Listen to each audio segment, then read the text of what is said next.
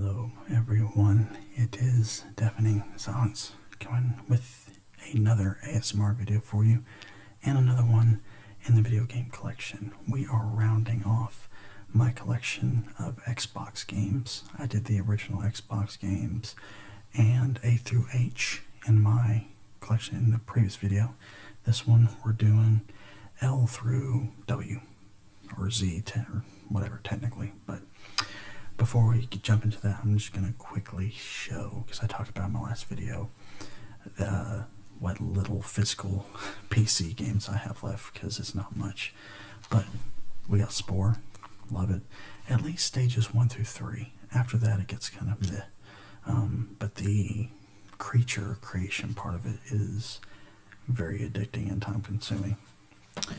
And then we've got a couple of Star Wars games here. We've got Empire at War, which is still a fantastic game. Kind of, if you've played Halo Wars, think of Halo Wars, but in the Star Wars universe, battling it out over different planets with tons of troops and ships and things like that. And then the one that I've spent the most time on, probably, as far as PC games go, with the exception of Skyrim, but Star Wars The Old Republic. I don't really play this one much anymore. I did several years ago. I had some playthroughs of it up on my main channel, and yeah, it's a fun game, and I love the different stories that are in it, but it just feels like you have to do way too much in between the main story. And then last up we have the Empire Earth Gold Edition. I haven't gotten much into this, but it's the full collection, and it was at Goodwill for fairly cheap. I kind of like those style of games, but I kind of don't. So I kind of have like a back and forth with them. I've played a lot of the Stronghold series though, and I really enjoy that one. But without further ado, let's get into what you really came here for, which is the Xbox games, and starting off with pretty heavy hitter, LA Noire. I don't know if I've released my vinyl record video before or after this, but in it I talk about my love for like 1940s era like designs and clothing, cars, all that stuff. It's in here. It's set in 1940s California, and LA to be exact, and Detective Cole Phelps has returned from the war, and he's not a detective when you start off, but he's trying to work his way up there. And it, for the time, was great graphics, and they were championing their like facial technology that they were using to make the characters look more realistic and such. And it's a good story. I watched a playthrough of a couple of times on YouTube, and then played it myself, got to the last part of the game, and I just never finished. But I love this game, and I recommend you play it. As a detective, you're trying to gather clues, and you get audio clues about it, or audio hints as to whether you've gotten all the clues or not, and then talking to the suspects or witnesses and such, you can key on if they're lying or telling the truth, or if you're not sure, just by trying to read their reaction to things. So next we have a couple of sports titles here, Madden 10 and then Madden 12. I have a very, very mixed love-hate relationship with Madden, mostly hate. But I love football, and I love sports games, and I used to play sports games a lot growing up, and I still would if the sports game industry hadn't went to complete crap. But and it's pretty much is crap. But I don't know. These two were basically me buying them just for the sole reason of I was itching to play football again, so I bought whatever the newest thing was at the time. got this one for cheap. Sadly, did not get this one for cheap. I do have the newest Madden, and it's okay, but there's a lot of problems. I just wish you were able to play as something other than quarterback on the like superstar mode. Moving on from football, we've got Major League Baseball 2K12. Kind of same thing with this as Madden. I grew up playing baseball a lot on different consoles, and this was me like wanting to play baseball again, but the 2K13 is like the last one that came out with, and as such it's super expensive, so I went with this one. And yeah, again, okay, but played with a lot of bugs. 2K's baseball games were known for that at the time. Nowhere near as good as like the show, PlayStation's baseball exclusive property. And I have the previous year's version of that, the 2020 version, 2019 version of that, and it's good, and probably will get back into that eventually. So next up, we've got it used to be in my top 5 games of all time. It's probably my top 10 now, but it's my favorite like superhero game, probably. Spider-Man for the PS4 is like right there, but this is really close just because I grew up with this and loved it and still have many fond memories of it, and that is Marvel Ultimate Alliance. Such an awesome game. Burned through many an hour playing through the story more than once, trying to get to all the characters and costumes and like different Xbox achievements and stuff. But if you watched my GameCube video, I talk about the X-Men Legends game, and it was the precursor to this game, where you have a team of 4 superheroes or villains, and you make your way through different worlds and kind of like a beat 'em up as you try to stop Loki and Doctor Doom from their plan to take over the world and basically the universe, and things get pretty crazy. And I've said before, and I'll say it again, it would be a perfect tailor-made MCU story. I love it. You get to play as Spider-Man, Blade, Wolverine. This is the Gold Edition, which gives you multiple other characters like Nightcrawler, Hulk, Venom, and yeah, there's so many characters you can play as, and they have cool attacks. And they have like their special attacks, which Deadpool's in this game is really the best one. It's called Merc's Revenge, and this game is actually what got me into Deadpool. This is what got me on to Deadpool to begin with.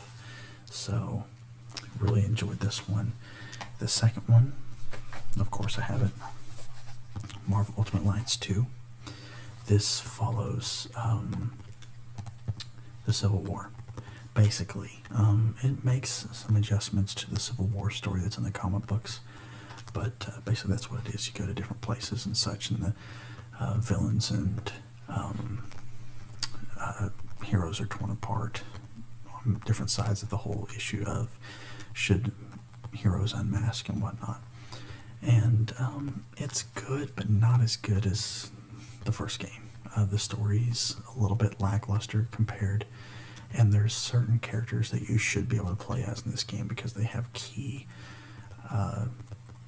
parts to play in the story that are not here. And they do have like combo team-ups, like 2 different characters can unleash their finisher at the same time, and it kind of combines into something really cool. But there's also some characters that I would have liked to have played in this game, but I couldn't, at all, which kind of stunk. But and I haven't played the third one yet, but I hope it's good because I intend to get it eventually. Next up, we got a series that they just announced a Legendary Edition for. Mass Effect, Mass Effect 2, and Mass Effect 3. bought it for $50 because I was not going to buy it after what they did with the original ending. But I'm very, very stoked for Mass Effect Legendary Edition, but I'm not getting it until I get my custom PC built. And once I do that, I will play this game, maxed out graphics in all its glory.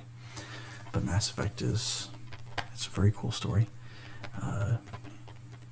Think of Star Wars, but more sci-fi.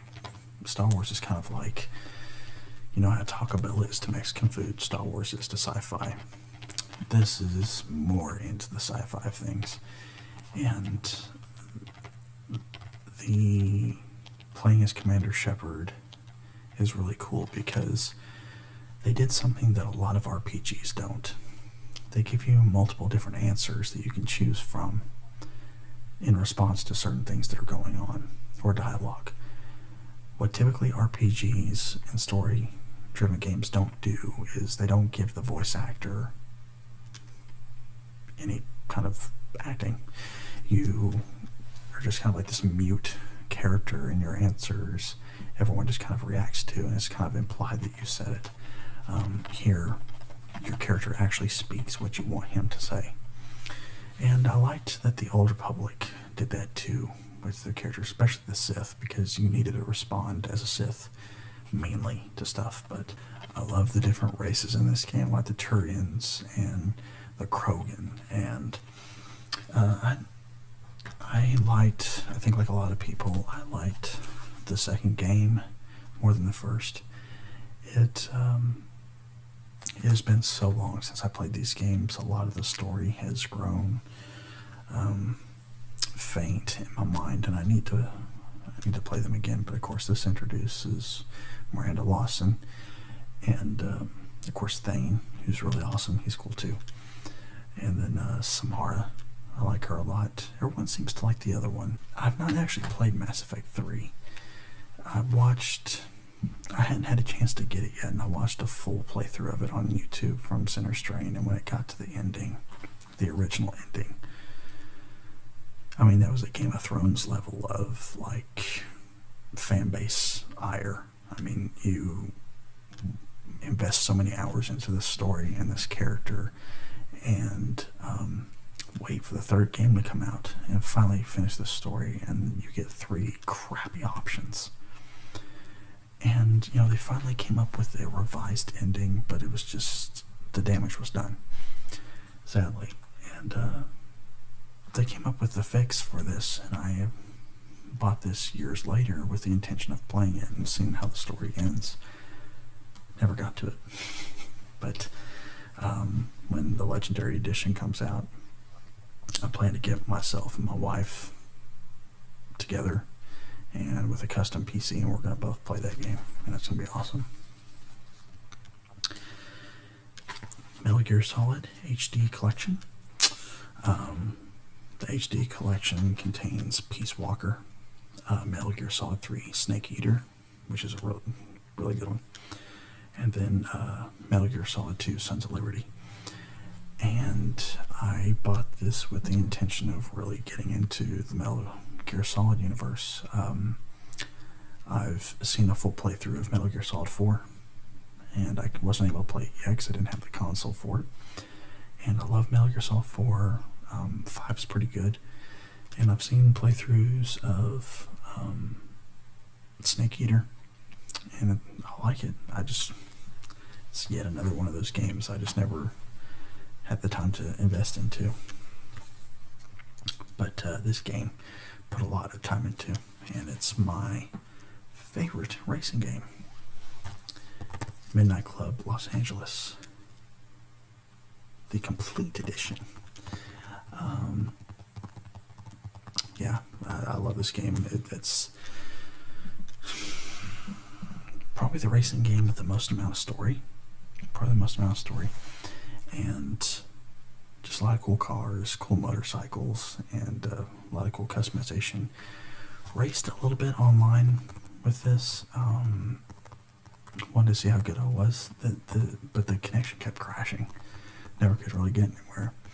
But beaten the story of this twice. was working on it the third time, and I eventually gave up. But yeah, this game came out in 2009, and they've not made another one since. But Rockstar typically makes good games, as you'll find out. Got some anime crap here. That's referencing Little Grivo. But Naruto Shippuden Ultimate Ninja Storm 2. Got this $50, man. I got this when I was like at the height of my Naruto fandom. I'm not really a fan anymore, but I still recommend everybody watch the first series of it when they were kids and not teenagers. It's a very fantastic story created by Kishimoto, but this follows the events after the time skip when Naruto's grown up. And I've beaten this game, and I liked it, but I played it once, and that's really all I needed to do. It's yeah, pretty cool attacks and stuff. They did the characters really well, and but yeah, it's been forever since I played it, so I don't remember like how much I loved it, but I did beat it. The one racing game I have on 360 from NASCAR 09. I showed a lot of NASCAR games in my previous video. Got this because like the other sports games, I got an itch for racing games, and it was okay. I would say mediocre, but thankfully the NASCAR Heat series that they're doing right now, at least 3 and 4, were really good. We got a lot of 2K games here, so I'll just kind of quickly flip through them. But we start with NBA 2K9.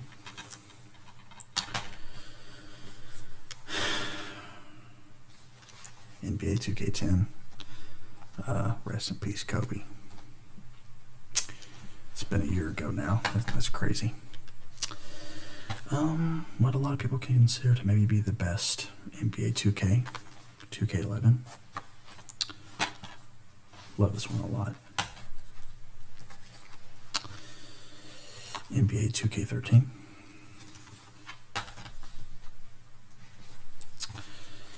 NBA 2K14.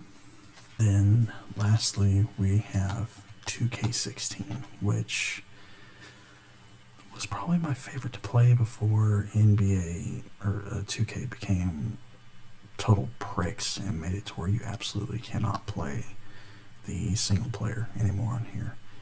The only thing you can play anymore on this is franchise mode. So I would actually, I'll occasionally go back and play 2K14, and yeah, because I can play as a custom character on there still, or franchise mode. But yeah. I've been playing 2K for many years. Basketball games are my favorite sports games to play. Love basketball, and it's a shame that the 2K series sucks now because it's the only one out there. It's like Madden. They're both crap. They're both horrible. 2K Activision more for their greed, and they've as a result made a lazy game. Madden's just been lazy and complacent for years because they bought the players' rights and teams' rights. And we were all hoping with bated breath this year that, or this past year, that EA wasn't going to continue with the NFL or NFL with EA, but no, they kept up with it. So, but before they went stupid with the whole, you can't play as a custom superstar mode character anymore, 2K11 and 2K16 were my favorites. And then rounding off the sports games, we've got NCAA 08, and then of course you know it's coming, NCAA 14.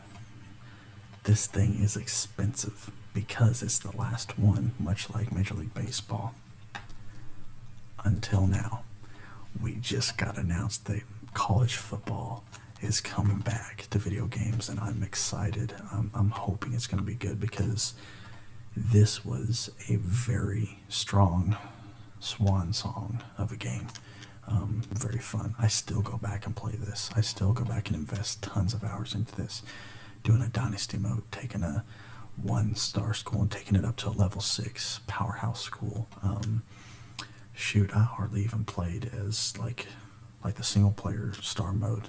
I just go into dynasty and do recruiting and playing games with TCU, OU, Michigan, Georgia Tech, Boise State. I think I did Florida State once. Gosh, I'm trying to remember now. But I think I did OSU. Maybe I did Texas once. Typically TCU, and then Western Michigan. I love Western Michigan on here.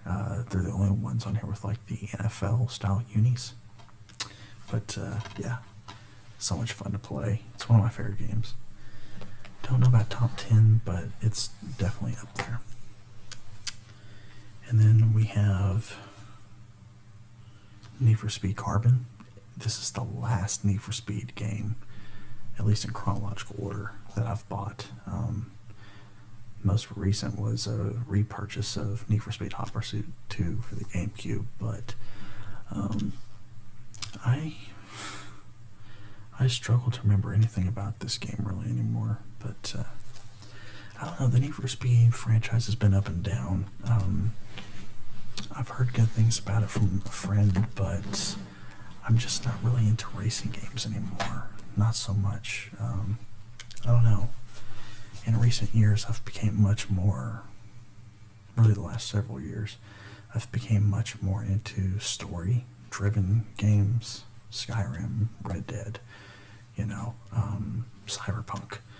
And so games that don't have any kind of story to them, where you're just doing monotonous stuff over and over again, like racing a track or Call of Duty multiplayer. It does nothing. It does nothing for me as a gamer. But speaking of Red Dead Redemption 1, with you playing as John Marston instead of Arthur Morgan. There's no O'Driscolls in here. It's just John Marston, and he's had his wife and kid taken away, and the government's forcing you to hunt down your old friends to get them back. And you know who his old friends are because you played Red Dead 2, right? You better have. But this is a really good game. If you play Red Dead 2 and you go back and play this one, you're going to feel underwhelmed because it don't look as good. The controls aren't as good. The story isn't as richly told. So there was a lot of fans when Red Dead 2 was out. They were hoping that Rockstar would go back and do like a remastered version of this, and I don't think it's ever going to happen. It seems like Rockstar is steadily moving towards the road of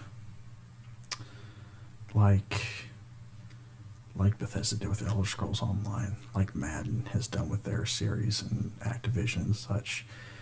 Is about what draws the most money, and so Red Dead Online is like their current thing, and I'm hoping they don't go that road because Rockstar has been so good at games. Alright, we're coming down to the final stretch of games. We've got some Tom Clancy stuff here for you, starting with Splinter Cell Double Agent. There's still a lot of people that go back and forth on this game. Was it good? Was it bad? Was it mediocre? You ask 3 different people, you'll get 3 different answers.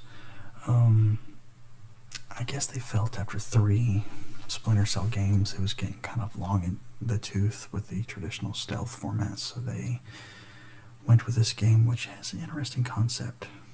You're still primarily revolving around stealth, but you're working for 2 different groups, and you have to try to keep them both happy, and decisions you make in the game will influence both of them.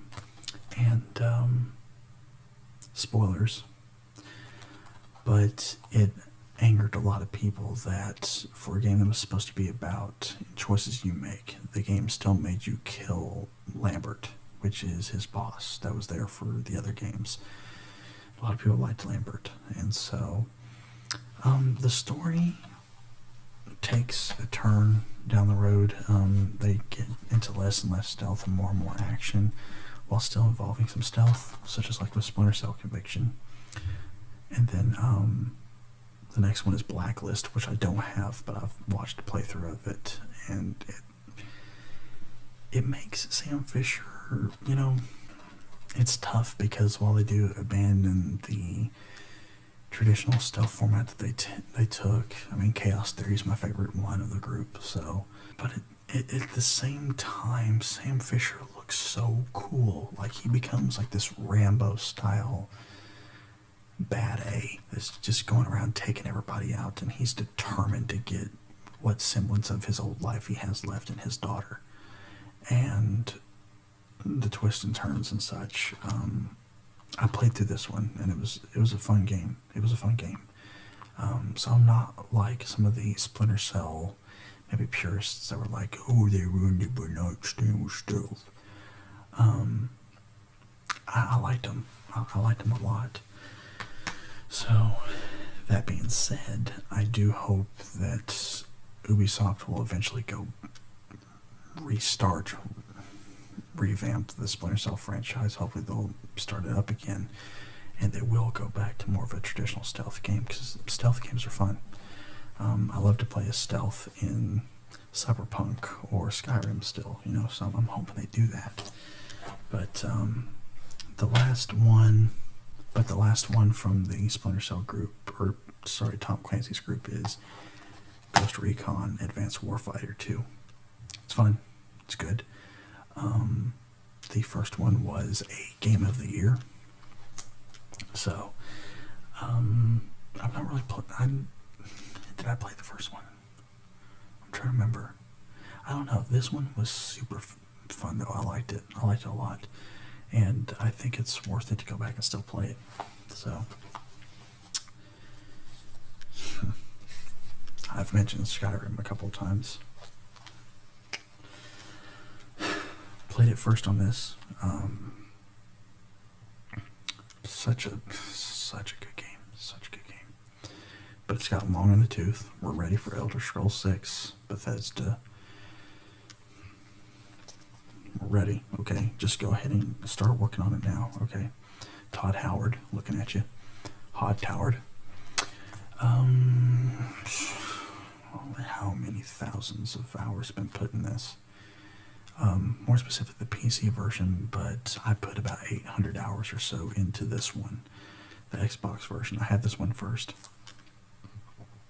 and going and getting it on PC and doing the mods and stuff was a mind blower, and I'm ruined. I can't go back and play this version, but it's such a great open world game.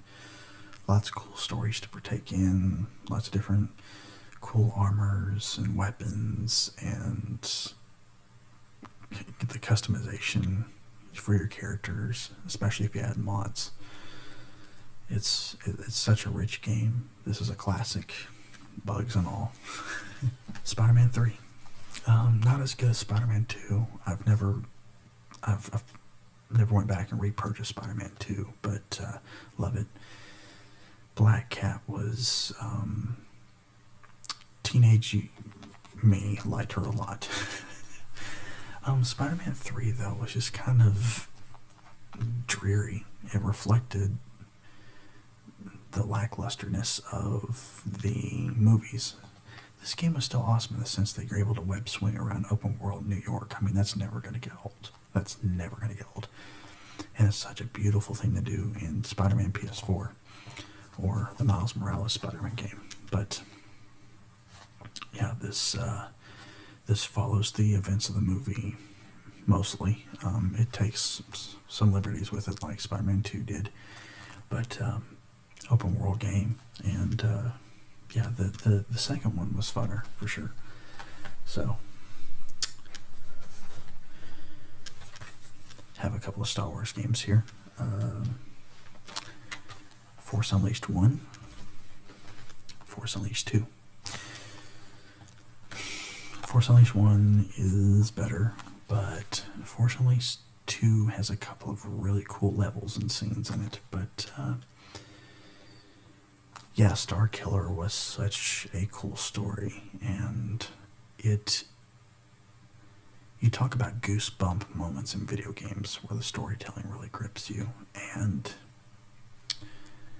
the scene where you're standing in front of that Star Destroyer, and I believe his name's Coda, but he's the guy that you battle at the beginning, and Star Killer kind of finds out that a lot of this is a lie.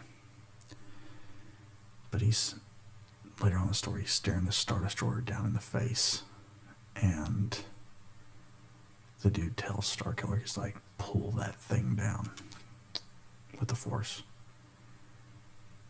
And you proceed to pull it down. That was such a goosebump moment for me playing that the first time. I still feel it talking about it. You just basically being able to wreak havoc with the Force, and then Star Killer goes and takes on Vader one-on-one and whoops him, and then he almost takes out the Emperor too.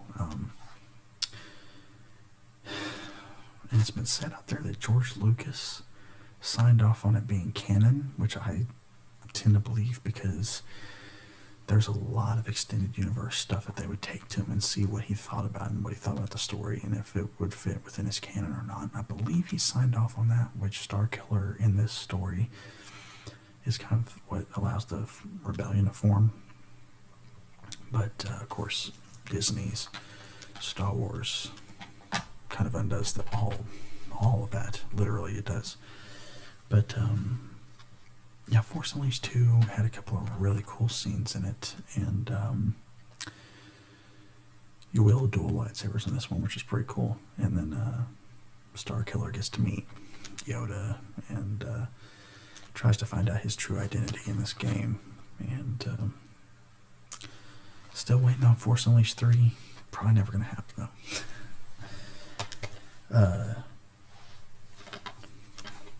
Tiger Woods 2014. I love golf, but I don't play golf games anymore. But I think I mentioned in my last video, this is one of my personal favorites. But not much to say there. It's a golf game. But you do get to kind of create your character and proceed to take down legends and stuff like that in the game. Now we got some wrestling games. You saw some of them in my Nintendo 64 collection. We've got Raw vs. SmackDown 2008. Very fun. Probably like 2007 more. Then we have Raw vs. SmackDown 2011. And then we have just WWE 2K16 by 2K. 1, 2, 3 in that order. The 2K series is very, very lackluster, like the rest of 2K's games the last few years. The original, like Raw vs. SmackDowns from like 2007, 2008 and such were so fun. Great story modes in there as you create a character. GM mode where you can see other GMs and try to build your roster and rivalries and matches every week and try to win the ratings war. Very fun. Very fun. And it's still fun to go and play as wrestlers and do crazy matches and crazy looking characters, especially in the earlier games when they had the option for you to do Super Saiyan hair.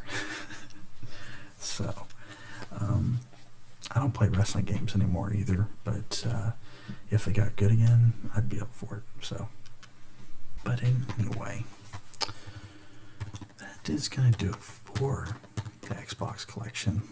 A lot of games. Some of my all-time favorites are in it. And next time, we'll be looking at the PS4 collection. I don't know how soon that one is going to be. I would like to add a few more games to it. And then after that, I don't know. That's pretty much it for the video games. But yeah, I might do like just walk through maybe of like my Steam games on like some sort of screen capture on my computer. But I don't know. It's funny, I don't consider like the Xbox up there in my favorite consoles like 64, GameCube, but I have the most games for it, and I've put more time in it probably than both of those. But had a lot of fun times with the 360, especially the Halo games that you saw in my previous video, and then all the different basketball titles, and then the Star Wars games, Red Dead, and the Marvel games. So, and that's going to do it for now. Until the next video game collection, or until the next video of mine in general that you want to see, I thank you all for watching. I'd appreciate a like, subscribe, comment, you sharing it to your friends, and until next time, I'll see you in the next video. Take care. This is Deafening Silence, signing off.